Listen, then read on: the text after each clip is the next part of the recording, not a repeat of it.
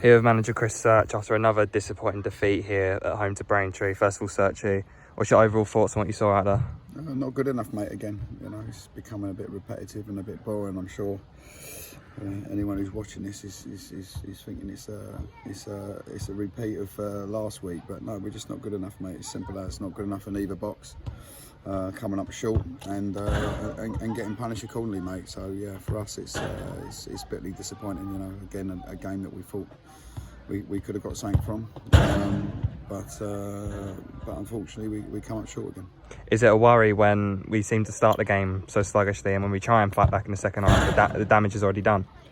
I'll be honest. I thought we started quite well. I thought we had like good possession, good territory, but the ball gets rolled into Nana, maybe a little bit dangerously. They turn it over on arguably a foul in the centre of the park.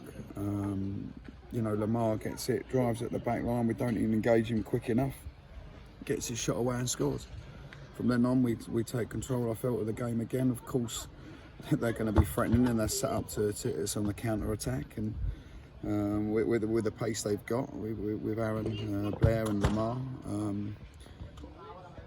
got a good foothold in the game. I thought again, was knocking on the door a little bit. Didn't feel he was going to necessarily score, in all honesty, but we had good possession, and then we decided to give possession away in the 46th minute of the first half to their goalie. He then shells it downfield to our centre halves. We don't deal with it. We then don't track a simple run in behind off the shoulder, and he gets a tap in from 4 yards. So we've gone from 1-0 at half time and maybe a conversation where next goal Key can get back in the game and see where we go, to 2-0 down, and we're back to where we have been numerous times this season, and that's in a really bad position. So totally frustrating. We'll touch on the key moment in the second half when just got a goal back and Johnson was brought down potentially for a penalty in the box, and the referee gave the other way. I don't know what view you had of it, but from behind the goal it looks pretty clear to me. It's a stonewall penalty. The stonewall penalty, yeah. And if it isn't, I'll ring the ref up. I'll apologise to the Venerama National League Referees Association. But it's 100% a penalty. And how the ref hasn't seen that as a penalty, when every single person on the pitch, including their players, are astounded that it's not, is a joke. And it's boring, mate. I said it last week, spoke about the refs. The decision on the foul for Nana was maybe 50-50, but he put his whistle to his mouth, that you'll clearly see. Maybe we switched off, and then 3-1. We shouldn't have been in that position. There's no qualms that from us, like we lost the game of football, but we got morons like that turning up to referee and coming away with decisions like that and trying to justify it to me after the game that there was no contact, and the guys sort of invented the foul. Is just astonishing, mate, and it's boring to say. Spoke to Angelo after penalty. The only person who didn't see it was a penalty was the ref, and unfortunately he's the one that dictates the game, and he's the one that's decided that we haven't got it. Of course, there's now 4 defeats in a row after such a positive start to the season. That must be something that you're looking to nip into the bud before it gets worse. Yeah, mate, it's easier said than done. Clearly, I mean, we had games that I thought would, in all honesty, Oxford's always going to be tough, as I said. Ebbsfleet, a free swing in the bat, if you like. They're on another level. Chelmsford 100% expected something, and today 100% expected something. So for us, to be where we are now, is massively demoralising. We've got to pick the boys up now, as I say, and focus on it. I generally think that we aren't good enough all round. Especially in the final third and the defensive third.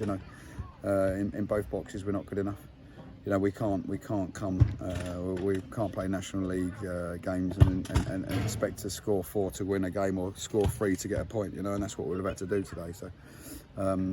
We need to start sort of giving ourselves some decent foundations to work from, and that's coming with clean sheets. So it's stuff that we need to focus on. If we need to go out recruiting and we need to change the squad, then that's what we've got to do. We've got to nip this in the bud, as you say, and take responsibility, and we will do that as a management team. But the players need to step up. They need to start understanding where they are and what's going on, and stop shirking responsibility and hiding. And that's what I feel sometimes is going on. We're not doing the non-negotiables well enough.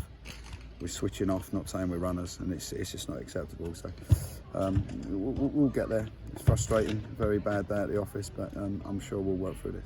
We've also got newly promoted Farnborough coming up next weekend. What are you expecting from that one, and what would it take from the boys to get possibly 3 points? Mate, we get a clean sheet. I'll take a clean sheet. It's realistically, it's very demoralising at the moment. I mean, Farnborough, a good side. Got good spenders. Got some really good players there.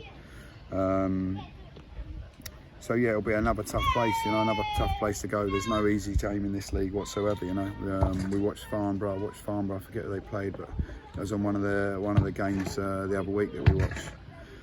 They've got some good players there, Sam in the midfield, and whatever else. And it's going to be a tough game for us. But we need to focus on us. It's simple as that. Yeah, as I said before, we can set up 5-4-1, 4-3-3, 4-2-3-1, blah blah blah. But if we don't work hard and we don't track our runners and don't do the things that's expected as the basics of a football player, then we're going to continue to come up short. So, back to the drawing board a little bit for us, and luckily we had an okay start to the season. Lovely, thanks, Sasha.